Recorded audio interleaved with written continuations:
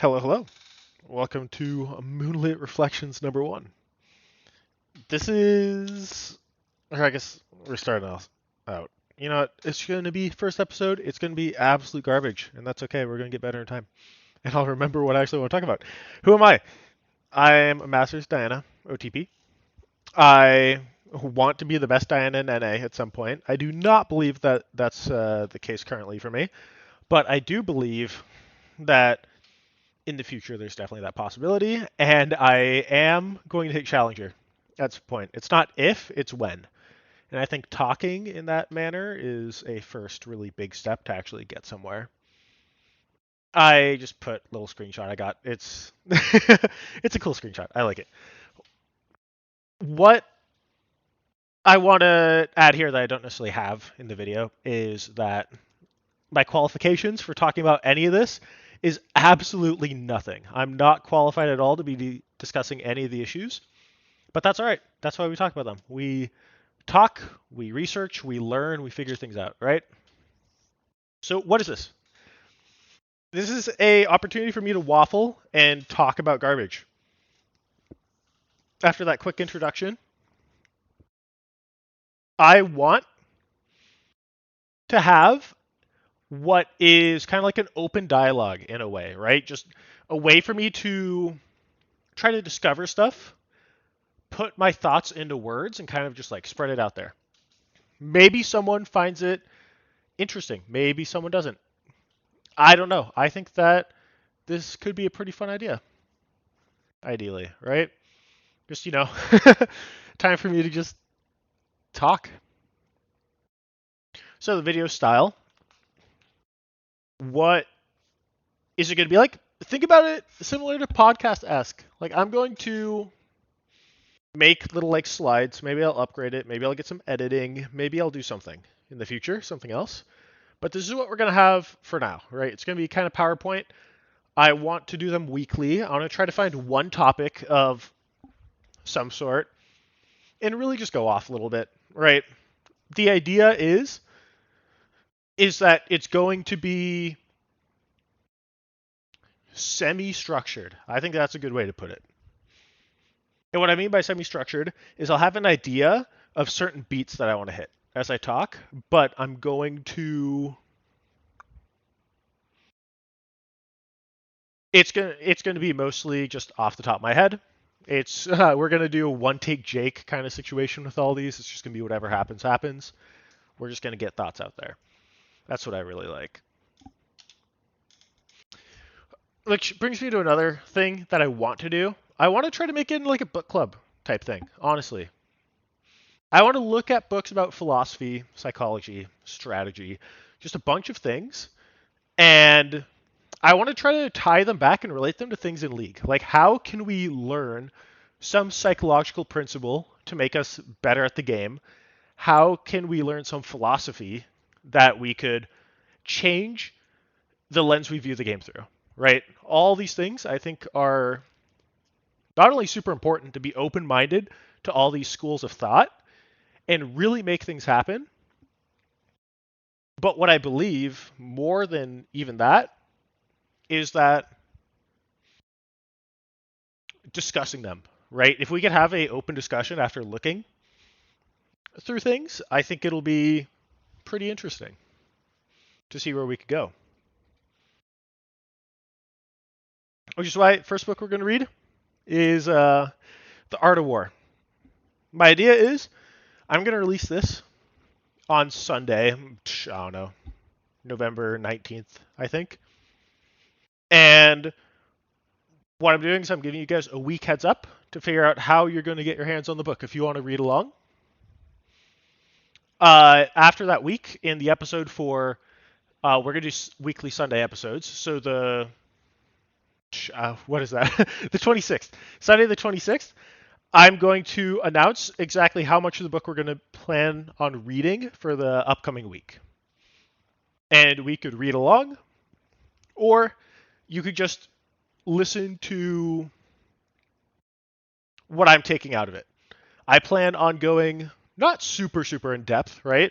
But I want to look at these things. I want to find quotes that I think are really neat, really valuable, that either stick out for life, for League. I want to really look and see what can we do. I chose the Art of War because it's a pretty standard book, right? Like it's a book that everyone has heard of, everyone talks about, right? League of Legends is essentially a game about war, right? And strategy. Let's see if we can't figure something out from there, right? Draw some comparisons, get some fresh ideas, some refreshed perspectives, whatever it might be. Which is why we're doing a bit of wordplay here. We're talking about the art of one-tricking today. This is kind of what the meat of a particular episode is going to look like. We're going to choose one or two topics. We're going to break it down. I guess one thing that I want to mention before we get too far is, as far as this is concerned, as far as format, I don't plan on it only being me. I think that I have a ability to talk about bullshit and nonsense for forever. But that's not something that everyone wants to hear. I think that it can be, but the big part of it is that I would like to, at some point, be able to bring people on and talk to other people, ask them questions, really kind of have a nice little discussion, right? I think that I'd like to build up more what this is before I invite people on, kind of get a bit more of a, not necessarily a formula, but an idea of a direction for it. I would really love to try to reach out to high-elo one-tricks and kind of discuss their perspective on the game. I think that that's super neat. There is this other podcast that has a few episodes, not like a super, super large amount. It's like, I don't know, 20 episodes maybe, or less than that. It's called Challenger Insights, and the host talks to a lot of high-elo one-tricks about their experiences, what they believe their champion does, right? Answers a bunch of pretty standard questions. A lot of the questions don't really age well. They're kind of like about builds and like metas and stuff. But I think a lot of the principles that they talk about has actually really helped me a lot get a ton of perspective in my own ranked journey. I highly recommend checking that out. That's for sure. However, all right. The art of one tricking. Now that we've waffled a little bit, there are like 5 things I wanted to really touch on for this, right? And so we'll get right into it. So, the pros of one tricking, right? I feel there's a lot, but I wanted to kind of not dumb it down. I don't like that. Just simplify it, right? What are the pros of one tricking? I think they're fairly obvious, which is why this section's going to be a bit quicker. There's not really a whole lot to say here, right? What happens is you get really good at your one character, right? Like, I think that it's super neat to be able to just know everything about a champion. I thought the first time when I was like platinum or something, right? When I was a Dr. Mundo jungle one trick years ago, I saw him played in the LCS or something, right? Or like the LEC. And someone picked Mundo jungle, and I really liked the idea that I could sit there and watch this pro player play a champion, and I was able to critique things, right? I was watching their jungle clear, and I was getting pissed off because it wasn't like proper, which, granted, I was probably incorrect. I was like platinum at the time, right? I think I'd still be pretty incorrect about a lot of decisions nowadays, even after a long time and getting a lot better at the game. But it's really cool to have that feeling, right? You feel that you have knowledge and you feel it's justified, right? Because you have the experience. You played hundreds, if not thousands of games with this one champion. You feel like you really know them, right? You've gotten really deep with it, which I think is an exceptionally cool experience. Another thing, you're going to have the fastest climb as a one trick, I believe. Because what happens is you, at worst, if you're playing one character, even if you're in an awful game for your character, you have a bad matchup, everything is awful, right? you could rely on the fact that you are very likely better at your champion than your opponent is. It lets you have a lot of situations where it could be bad, but you're just better, right? Which I think, once again, you equate that as far as climbing goes. If you just are more likely to be better than your opponent at like you piloting your champion, it's going to be pretty nice, I think, right? I mean, I don't think I know, right? I have the experience. I've done a lot of one tricking. I've been a one trick forever. I've never not really in League been a one trick, and the only time I ever have kind of given it up and tried to play multiple champions is when I wasn't finding success. It's when I let ego get the best of me, essentially. Which is why we kind of let's skip the third one. Let's go to the fourth one. Consistency, right? It's really easy for you to practice consistency if you are playing one character, right? Now, what do I mean by that? Let's use an example. Let's say you are a mid laner, right? And you play one champion. Let's say there are, I don't know, 30, 35 champions. Let's say 35 champions. There are 35 champions with like 1% pick rate or higher at any given point in time in the meta, right? If you only play one champion, that is 35 matchups that you need to understand, right? Which, don't get me wrong, that's still a lot of matchups when you look at it like that. And learning to understand those matchups to a higher level and getting very consistent, knowing exactly what you need to do, when you want to do it, right? The tactics of the matchup, which abilities you have to look out for, what your trading windows are, when you can CS, when you can't CS, right? All this stuff. If you're even playing two champions, that number of up-to-date matchup knowledge that you need to understand is doubled already. That's 70 from 35, right? And it gets even harder when you add more and more. It's like, how are you supposed to be consistent if you are playing 5 different champions, which is what? That's 175 different matchups that you need to be able to navigate and understand at any point in time. Granted, that's an extreme. You aren't going to be blind picking all 5 of your champions, I don't believe, right? So it lowers it because you're only going to pick certain champions in certain games or in certain matchups, right? But I do think that when you kind of realize how high the number gets so easily, and that's only understanding your matchup, right? That's not even understanding how do you play your different champions after the lane phase, right? How do you play them depending on which junglers you have? If you have a farming jungler, does it change how you play, right? Uh, if you have a long range AD carry, does that change what your goal is on the champion? If you have a short range one, does that change it, right?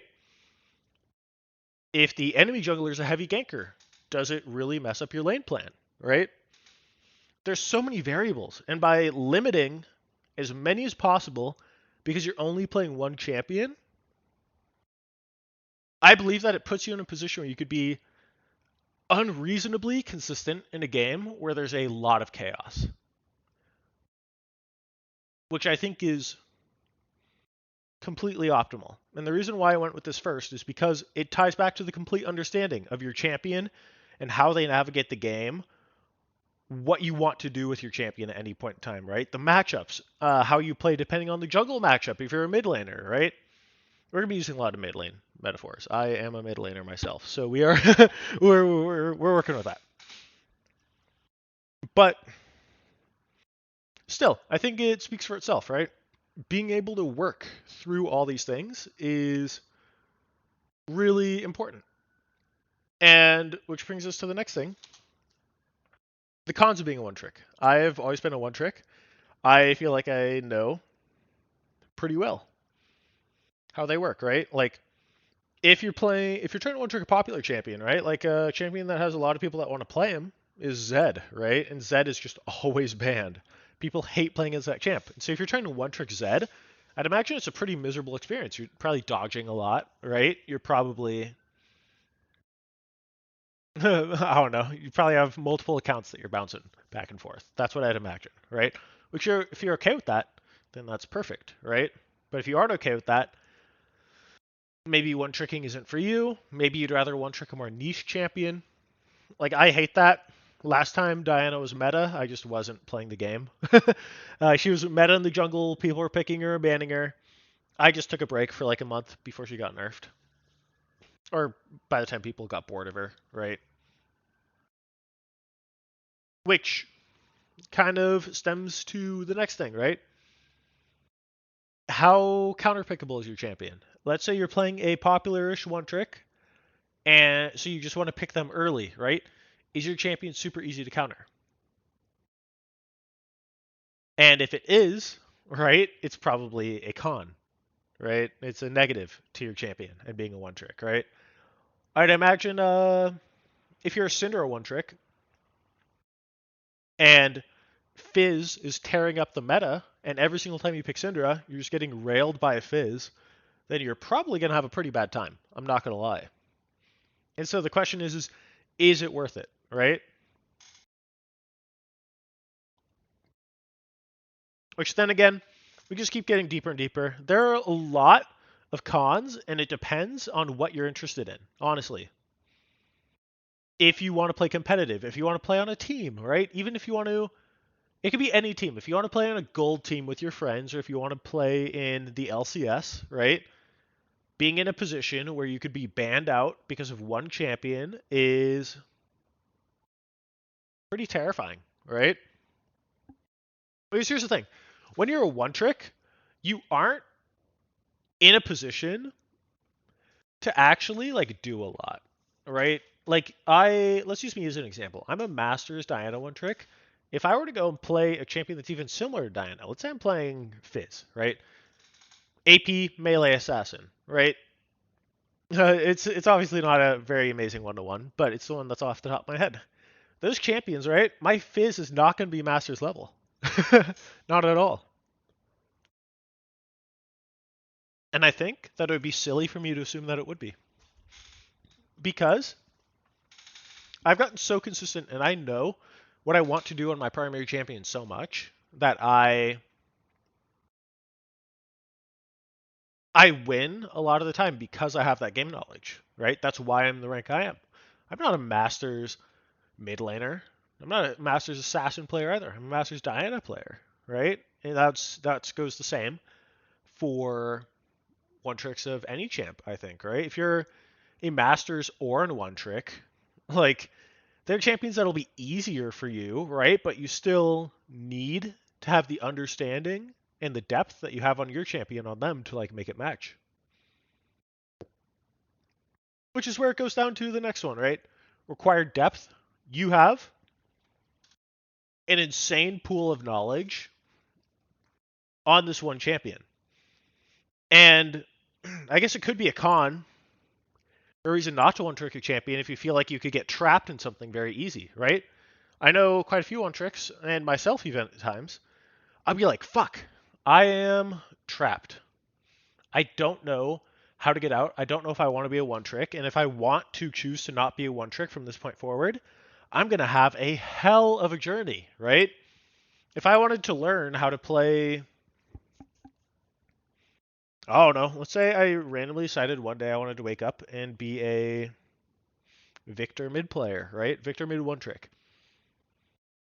Some skills will translate. It's not like I'm going to go back and be a silver mid player playing Victor, right?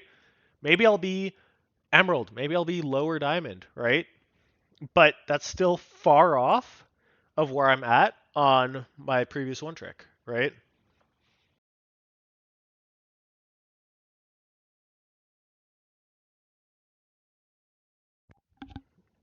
And it's just, there's more and more variables, right? If you feel like flexibility is a big thing in League of Legends, being a one trick is not for you because you are not flexible. You are flexible in the sense that you are trying to figure out how to win a game with the tool that you're using, not necessarily you're trying to find a new tool, right? Like imagine you're trying to repair an engine or something, and what you have is you have your favorite wrench, and you're trying to figure out how can I make this wrench fix this engine instead of going to someone else might go to a toolbox and be like, which wrench can I use to fix this engine instead of how do I use this wrench, right? Very, very different. which once again comes to the meta. Everything comes down to the meta. Some people prefer to play the meta more. Some people like to be challenged, right? Your one trick will not always be in meta. I know right now Diana's sitting at like 46% win rate, Masters Plus, which is a bit rough, but it's not going to make me stop because once again, I want to figure out how to fix this engine with this wrench, right? I don't care about trying to learn how to use one of these other wrenches or going and finding another wrench that might work better.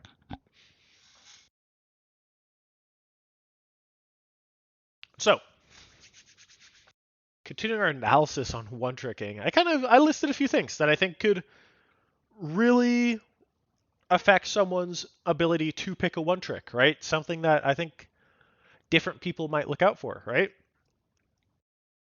Let's so gameplay. Gameplay's the easiest, right? Someone plays Yasuo, they love clicking 1,000 buttons. They might just stick with the champion for a while. I think that gameplay could really help. Champions that have a lot of depth to them seem to attract a lot more one tricks, right? Only because people are interested, right? There are more people one tricking Yasuo than there are Dr. Mundo, right? And I think that's always going to be the way. There's more dopamine in clicking buttons. It's all just a lovely time, I think.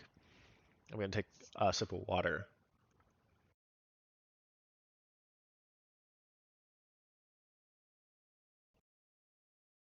Which, on top of that, this is probably a lot fewer. I probably shouldn't have put the second on the list, but lore, right?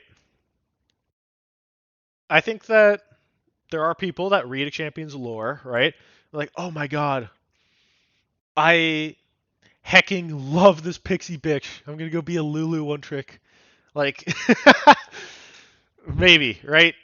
I don't know. I have no idea. I don't read champion lore. I have no idea, but I would be shocked if there wasn't a single person that read the lore of a champion and just thought the champion was really cool. I think that this is going to happen with newer champions more that kind of have more built out lore, a lot more interesting stories around them, right? I know a lot of the older champions. I don't read the lore, but I kind of have an idea. I don't think you're going to have Shaco one tricks that are doing it for the lore because I don't think that Shaco has lore. Last time I checked, but maybe I'm wrong. I that was just an example of a champion that's pretty popular to be a one trick champ, right? Which then the style of the champion, right? There's some champions that really like the style. There are some players that really like the style of certain champions. Some like let's use I don't know. Maybe this is a bad word. I don't know. How am I defining style?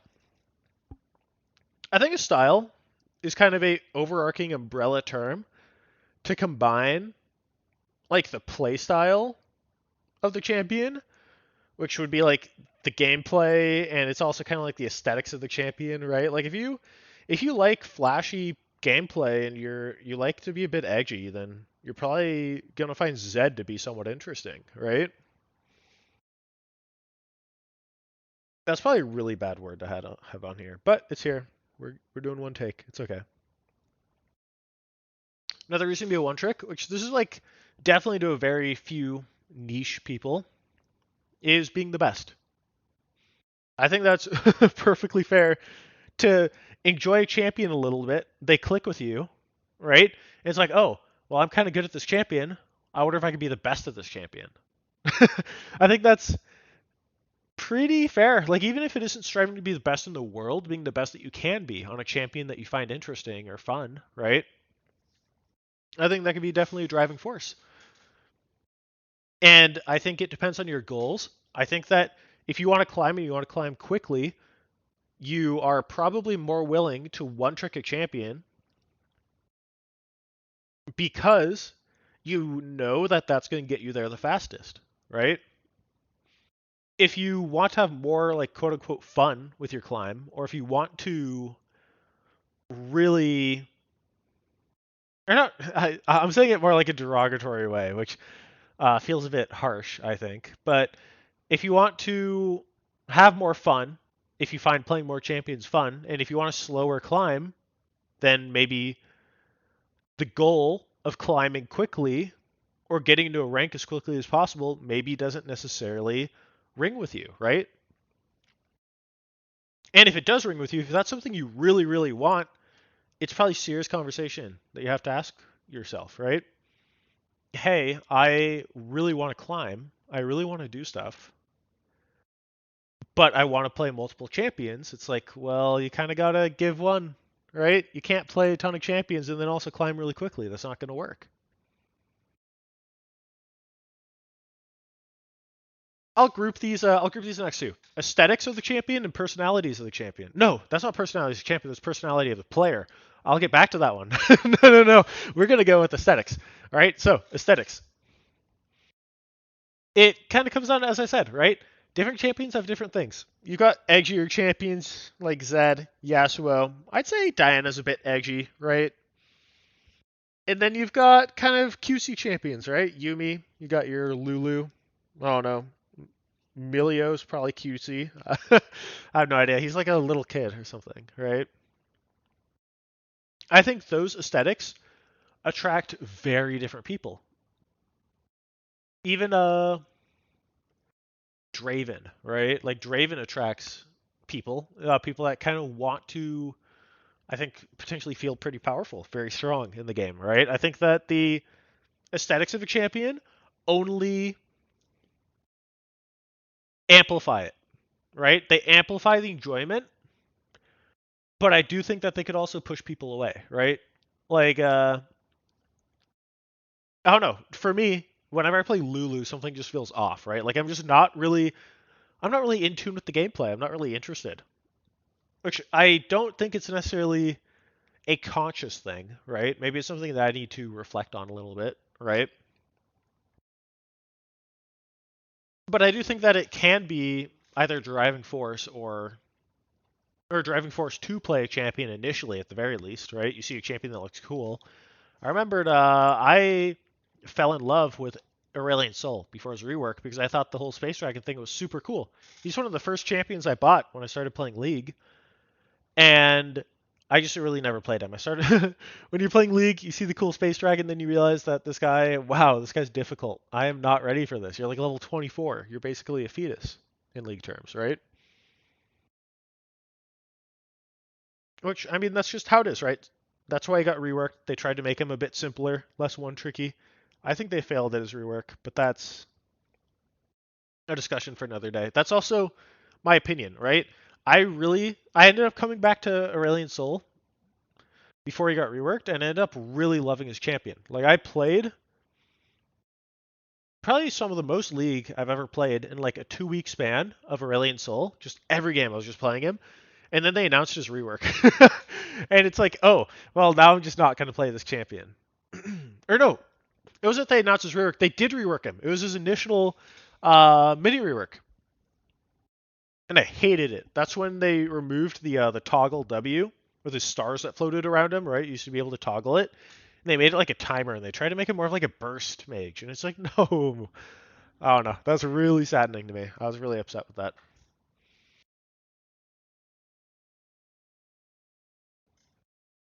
Once again, though, I think player personality adds a lot to it, right? I think that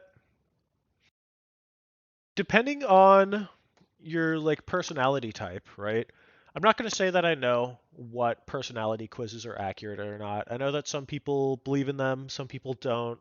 I'm sure that there's some way to measure personality somewhat accurately. And I do think that League of Legends might be one of the most complex personality tests for people, genuinely. And I say this because it is incredible how. Let's use me for example, right? I have a buddy that loves playing Malzahar, right? He plays a ton of it. And I play a lot of Diana. What what aspects of my personality differ to his that I can't stomach the idea of playing Malzahar, but he could play it as many games as he wants, right? And then what aspects of the personality makes him okay with playing Diana on occasion? He doesn't despise it as far as I'm concerned, or not concerned, but as far as I know, right? why can he go one way but I can't go the other way, right? Like what aspects of the personality really do that, right? Maybe it's commitment, maybe it's uh I have an ego, right? Maybe I just it could be as simple as maybe I just think a champion like Malzahar is like below me or something, right? It is a champion that's deemed to be relatively easy, super straightforward, right? I don't believe that I'm above the champion. I just don't think it's fun, right? But that could be the case. Maybe it's my subconscious talking about that, right? I don't know. But kind of branching into that, right? There you've got people that have personalities where they choose one role primarily and they stick to that role for a pretty long time, right? What causes some people to be enchanter players and other people to be engage players, and then on top of that, you've got people that are also warden players in support, right? Things that are playing the Tom Kench or something or the Tark. How how do we differentiate those, right? And I think that your personality type kind of matches similarly enough to a lot of the people that play your champion a lot of the time. Which then, last thing as far as like reasons to one trick a champion that I could think of, right? Which I also this is going on for a while, this particular like point, but uh if you're inspired by someone, right? I cannot even imagine back in the day the amount of people that started playing Zed because they saw the Faker Zed play, right? Faker, what was that? Or whatever. Right? How many you got inspired and you're like, oh wow, I want to learn how to do that, right?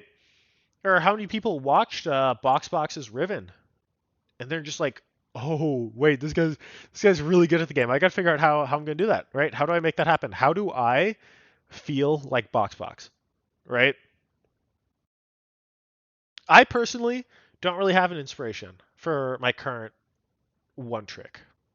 When I look back, I initially started playing I used to be a bronze 5 player. I probably would have been well into the depths of like Iron 4 legitimately when I first started playing League of Legends. It was bad. I had no idea how the game works. I had friends that were in silver and higher bronze and they would not duo queue with me in ranked at all. They didn't want anything to do with me. Which here's the thing. It hurt a little bit at the time, but I look back and I'm like, there's no chance. I wouldn't have duo queued with me either, right? But I watched a Nice video, believe it or not, and he just said that Doctor Mundo is really OP, and so I'm like, oh well, I'll just play Doctor Mundo. He's really OP, right? This guy on the internet told me so, and so this was back in like season 7, right? And what happened is I just ended up really enjoying him, right? Whether it's because I got good at him and I just liked winning, it would be different, right? But I was able to play him for like hundreds of games. I was able to hit like platinum for the first time with him. I ended up getting gold in my first season from bronze 5 off of basically just playing Dr. Mundo the entire time. Which, if it works, it works, right? I got inspired.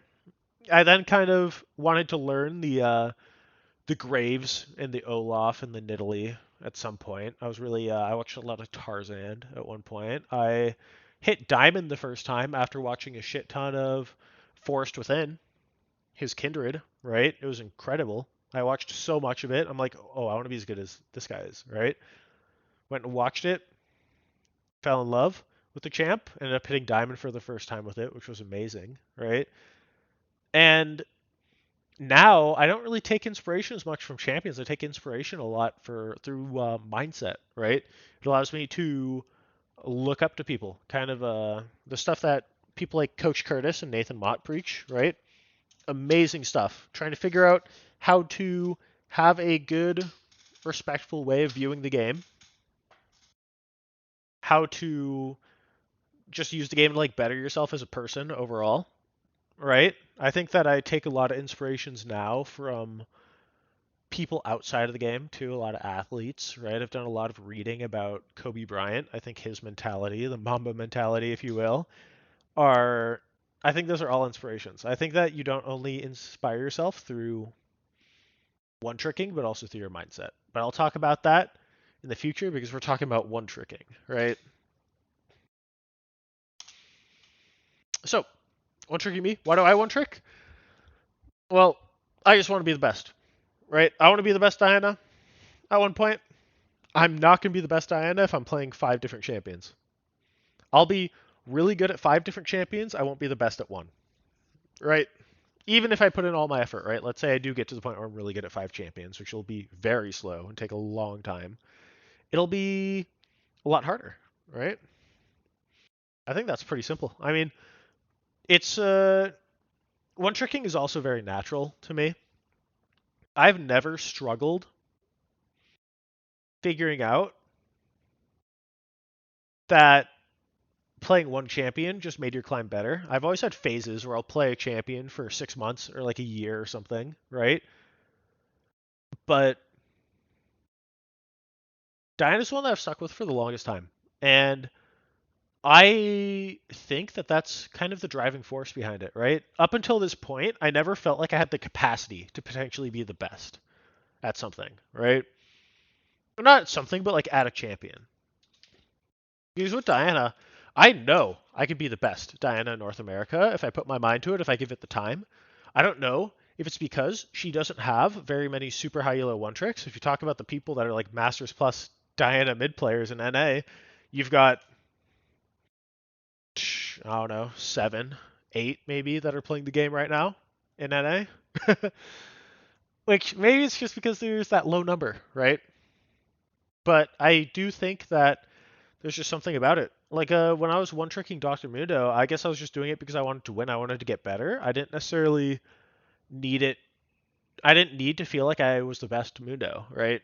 Which even then, at one point, I let my ego get to me, and I felt like at Diamond 4 you could be like one of the best on your champion, which I don't believe is true anymore, right? But when I was at Diamond 4, I felt like I was one of the best Olaf jungle players, or one of the best like Mundo jungle players, which I think you could probably be a good one at that elo, right? You could probably have a pretty good understanding of your champion, but you definitely aren't the best at anything if you're Diamond 4. That's for sure. You got a long journey ahead of you. Which is why I talked about personality a bit before. I waffled on about it. I want to get into it a little bit deeper. All right. One tricking for personality types. I think there's a few. A few reasons why people would want to one trick, and a few reasons why people wouldn't want to one trick, right? Like pretty easy one, in my opinion, is if you're a very dedicated person, right? Like if you just sit yourself down and you typically will just dedicate yourself to something, I think that you're probably more likely to be okay undergoing a journey of being a one trick, right? You've got, how do I word this? I guess there's like no, I can't think of a really amazing way to word this, but you're just not going to give up, right? You're just dedicated. Maybe your champion feels bad. You're just like, oh, well, I just don't really feel like playing anything else. I guess that's what it'd be. It'd be a lot of feel, right? It would be very feelings oriented, I'd imagine. Which don't take anything I say to be fact as far as this goes. I have an undergrad in psychology, but that's kind of a joke, unfortunately, in my opinion. But what it does do is I have read like quite a bit. I was very interested in personality stuff when I was studying, so I did read a lot about it on my own time. But once again, my headset keeps disconnecting because it doesn't have audio coming in, which is really annoying despite me actually talking. But anywho, I'll have to fix that at some point. What it is exactly that. Um, I once again, as I said earlier, I'm not like super qualified, but I feel like I have a potential idea of a direction that things can potentially go, right? Which is where it comes down to resilience, right? I think that this might, I don't know if this is genuinely what I think. This is kind of what I feel. I feel like one tricks are very resilient people. I feel like you have to be, right? If you're willing to play the same champion no matter how good they are in the meta, if they're the worst champ in the game or the best champ in the game, right? Regardless of the matchup, the unplayable ones and the free ones, right? If you're willing to do that, you're probably a relatively resilient person, I'd imagine, right? You don't necessarily let things get in the way. Instead of figuring out a different way to do things, you're probably more willing to try to make the same thing work, I guess, right? I guess maybe you're just more willing to brute force something, potentially, right? I don't know. That's an interesting one, I think, though. However, the next thing, curiosity. I think this goes both ways. I think that to become very good at League of Legends, you need to be curious in general. But I think it's how you're curious, right? I think that a one trick is okay. Let's go back to the engine example I used, right? A one trick will try to use one wrench to fix the engine, where a normal player, I guess, that plays a lot of champions or a few, right, will try to figure out which of their tools works, right? It's a matter of curiosity, right?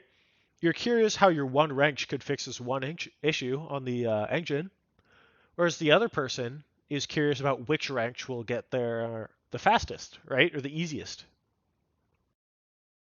And so I guess it's how you approach curiosity, right? Are you willing to feel that you could work with what's in front of you, or are you trying to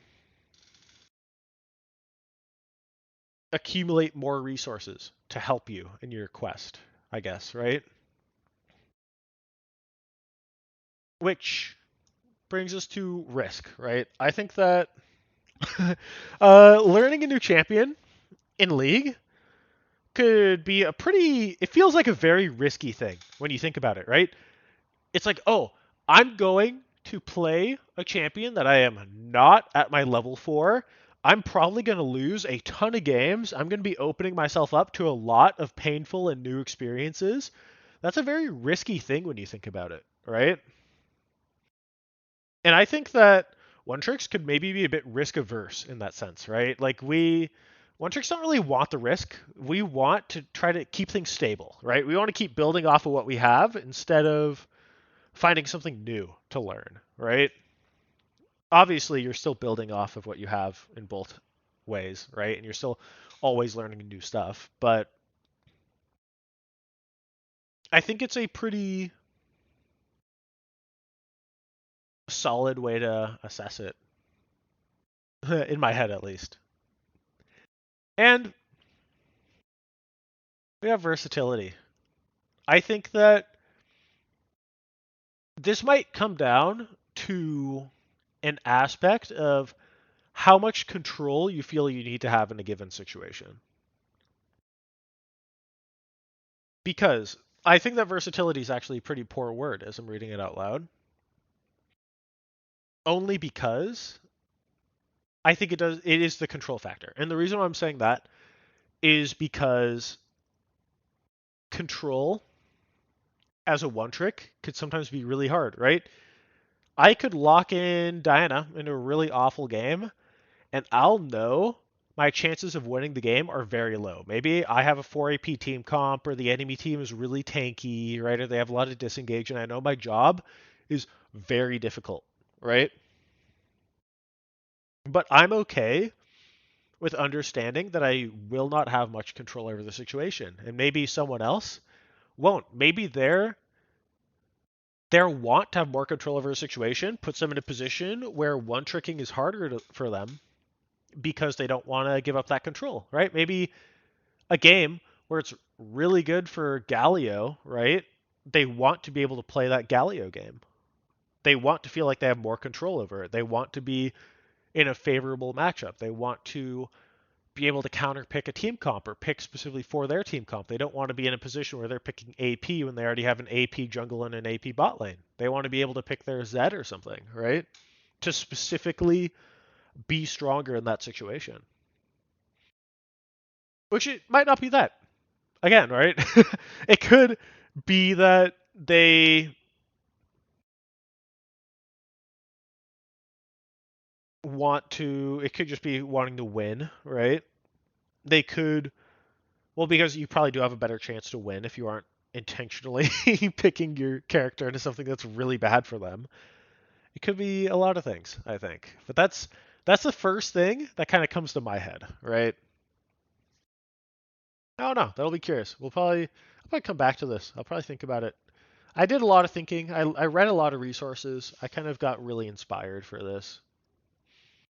I definitely think it's something I'll come back to at some point. Which is why I want to talk about something that's somewhat controversial.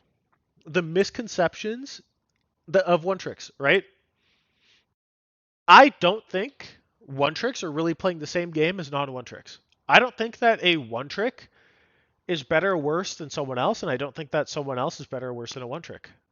And there's a lot of reasons why I say that actually, right? Because if you hit Challenger as a one trick, you have a less holistic view on the game, right? You don't understand what it's like to play Silas and Syndra and Orianna and like Zed or something, right? You understand, let's use Diana. You understand how to play Diana really well at a Challenger level, right? And if you're playing Diana every game, you are going to have a lot of shitty Diana games that you have to win. Where if you have a super, or not even super huge, but if you have a champion pool of 5, you're going to have less really hard games because you're able to cherry pick it a little bit, right? And so I think what happens is someone who doesn't one trick ends up being able to understand the game at a lot higher level through a lot of different lenses, whereas a one trick is able to navigate those very difficult situations very well, right? And so I don't necessarily think it's 1-to-1. I think it's just a difference. If that makes sense, at least, right? It's two different breeds of people, right? I've seen countless times the argument of, oh, being a one trick makes you boosted or being a one trick makes you bad. I don't necessarily think it's the case. I just think it's a lack of understanding of the issues that being a one trick has, right? And the fact that a Diana one trick and Challenger has literal unmatched concepts surrounding the champion that other people have, right? Like a pro player could play Diana for 100 games and they will it is very, very, very, very unlikely, in my opinion, that they'll have anywhere near the understanding that the Challenger One Trick has on the champion, right? Whereas someone who has a pool of Orianna and Syndra and Silas and Yone and I don't know what's another mid laner, Zed, right? Someone has a pool of those 5 champions. Maybe they have a pocket pick. Maybe Zed's their pocket pick, their go-to, right? But if a mid laner picks up Orianna, it's pretty likely that their Orianna is going to be able to match this other player's Orianna with relative ease because this person has spread themselves too thin to know the super deep depths of what Orianna has to offer, right? I don't know if that makes sense. It makes sense to me. So we're running with that. But that brings me to the next thing. I don't believe your one trick has to be the one. Like, I think it's pretty rare that someone is a one trick and they just stick with it for years and years and years and years and years. But I do think that people are scared that they're kind of trapping themselves, right? If you just like a champion and you want to get somewhere quickly, you don't need to play them for years, right?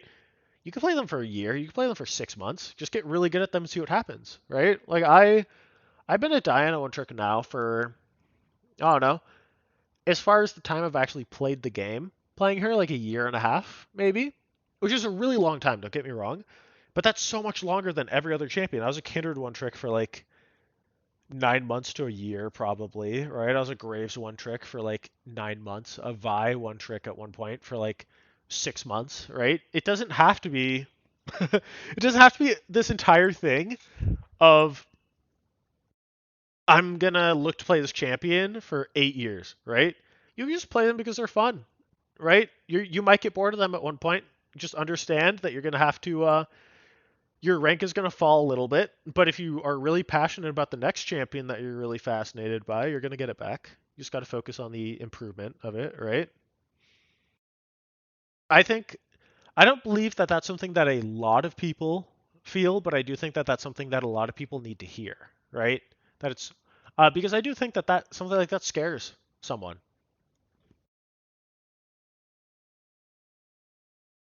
Which is why I literally have nothing else to say about One Tricks. Feel like I broke down all my thoughts relatively well. And I'm going to leave you with a quote. I want to do this. I want to leave with a quote every week. Just something to think about, right?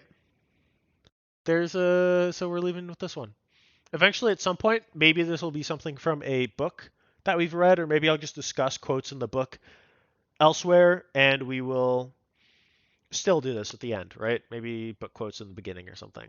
No, not in the beginning. I want to get to the main topic as quickly as possible. But anyways, I'm I'm waffling. Excellence is never an accident. It is always the result of high intention, sincere effort, and intelligent execution. It represents the wise choice of many alternatives. Choice, not chance, determines your destiny by Aristotle, right?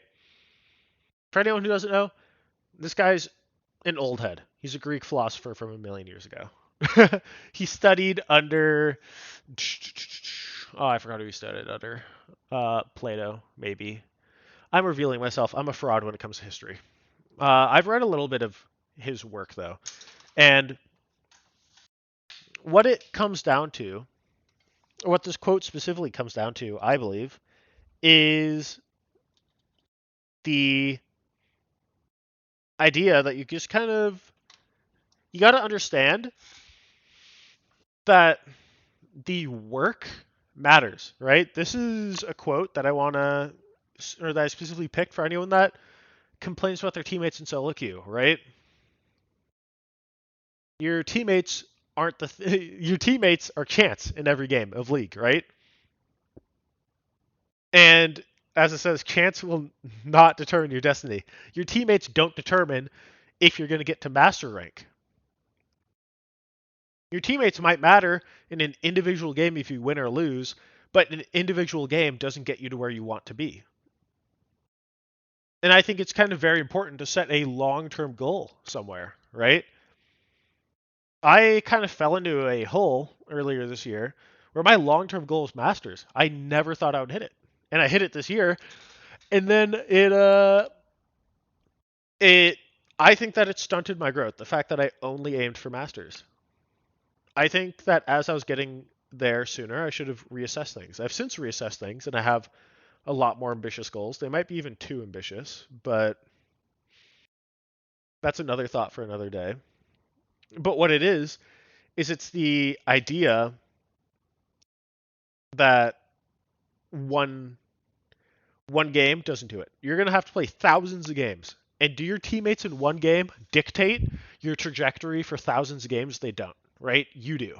It's as it is, right? It's your high intention, your sincere effort, and your intelligent execution. Make sure that you are being resourceful with the time that you put in, right? Make sure you're being curious about the game. Make sure you're reviewing your VODs, right? You're trying to get better. That would be intelligent execution, I think. I think the sincere effort is looking at other parts of your life and understanding I am trying to get a lot better at something that's highly competitive. Maybe I have to put myself in a better position where I could be more focused, more willing to open up new opportunities, right? Whether it's diet or exercise or whatever it might be, or reading, right? And make sure that you have high intention. That kind of circles back to the goal thing that I was mentioning.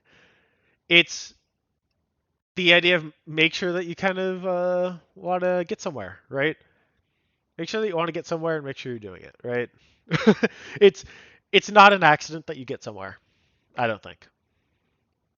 I think that if you put in the work, it happens, right? Once again, I didn't think I was going to hit masters at one point, but I did. I didn't even think it was possible, right? I didn't even think, oh, even if I dedicated my entire life to the game, I could hit it, but I did. And it was a choice, I think, to hit masters. It wasn't chance. I chose to put in the work, and it happened, right? And that's why I'm personally so confident that I could hit challenger, and I will hit challenger because I'm gonna put in the work, right?